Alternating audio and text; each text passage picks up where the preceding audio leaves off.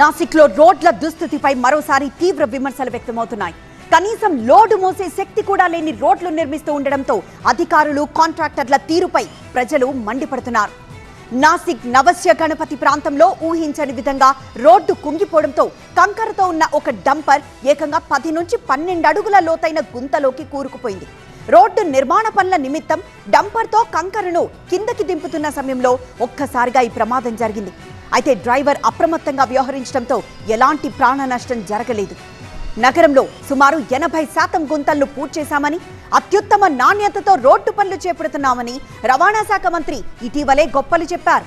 కానీ గ్రౌండ్ లెవెల్లో జరుగుతున్న పనుల తీరు మాత్రం ఇందుకు పూర్తిగా భిన్నంగా ఉందని, ఇప్పుడు జరిగిన ఈ ప్రమాదం రోడ్డు నిర్మాణ నాణ్యతపై, అధికారుల పర్యవేక్షణపై తీవ్ర విమర్శలకు తావిస్తోంది.